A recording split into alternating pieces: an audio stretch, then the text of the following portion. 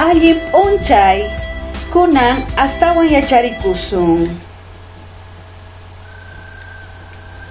Hoy vamos a aprender los pronombres demostrativos en singular y en plural.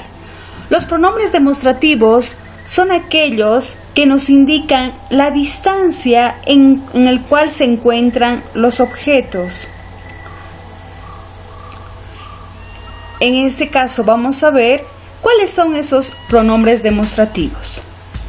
Tenemos el kai, chai, hagay. Ahí tenemos el kai, que significa esto o esta. Chai, eso o esa. Hagay, aquel o aquella. Y ahí tenemos unos pequeños ejemplos. Kai panka. Esto es un libro. Chai wawa. Eso es un niño. Hagay mayu. Aquel es un río. Esos son los pronombres demostrativos en singular. Repetimos. Kai, chai, hagay. Cerca, casi cerca, en un punto intermedio de distancia. Y hagay, lejos, que se encuentra lejos. Aquí tenemos unos pequeños ejemplos en pequeñas oraciones. Empezamos con esta mesa que decimos en quechua, kai hampara, que está cerca del hablante. Chay tiana, esa silla que está un poco distante del hablante. Aquel escritorio que está lejos del hablante, muy alejado. Y en quechua decimos hagay kelgana hampara. Entonces no nos olvidemos de los pronombres demostrativos. Kai, chai y hagay. Pasamos ahora a los pronombres demostrativos plurales, que va a significar un conjunto de varias cosas. En este caso decimos kaikuna, que es estos o estas, chaikuna, esos o esas, hagaykuna, aquellos o aquellas. Se antepone el sufijo kuna como plural de varios. Y ahí está, tenemos algunos ejemplos. Kaikuna, llamakuna, chaykuna, wawakuna, hagaykuna, sachakuna. Entonces ahí ya nombramos en plural. Kaikuna, chaykuna, hagaykuna. Ahí tenemos otros cortos ejemplos. Kai, chay, hagay en singular. Kaikuna, chaykuna, hagaykuna en plural. Ahí podemos ver la imagen que nos muestra los pronombres demostrativos en singular y en plural. Pasamos a otro tipo de pronombres. Esos son los pronombres personales. Estos pronombres personales en castellano tenemos en singular yo, tú, él o ella en singular. En plural tenemos nosotros, vosotros, ellos o ellas en plural. En primera, segunda y tercera persona del singular y en primera, segunda, tercera persona del plural. De la misma manera vamos a encontrar en el quechua los pronombres personales. Los pronombres personales en singular en quechua son ñoqa, que es en primera persona singular, que significa yo. Han, en segunda persona singular, va a ser tú. Y pai es la tercera persona del singular, él o ella. Entonces repetimos. Ñoqa, kan, pai. Esos son los pronombres personales en singular. Vamos a conocer también en plural. Ahí tenemos los pronombres personales en singular y en plural. Ñoqa, kan, pai. Es lo que habíamos visto anteriormente. Ahora, los pronombres en plural tenemos ñoqanchik, que es en inclusivo. ¿Qué quiere decir eso? Que te incluyes en la acción que vaya a hacer ese grupo, y es inclusivo porque tú estás presente ahí y es nosotros. Mientras que ñoqaiku es exclusivo. Ahí es cuando tú no formas parte de la acción del verbo. Y kankuna, que es ustedes, y paikuna, ellos o ellas. Esos son los pronombres personales en quechua.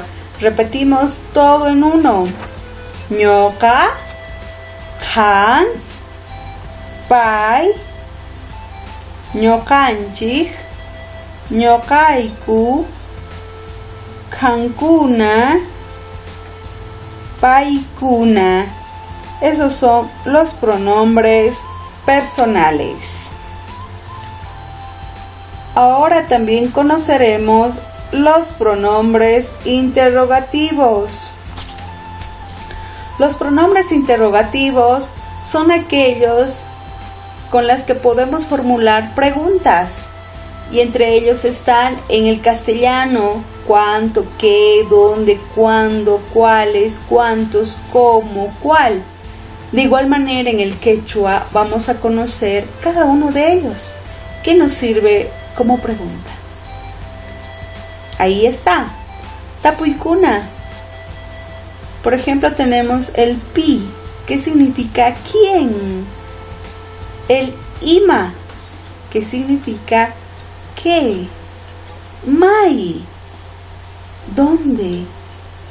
Mashka, ¿cuánto? Maequen, ¿cuál?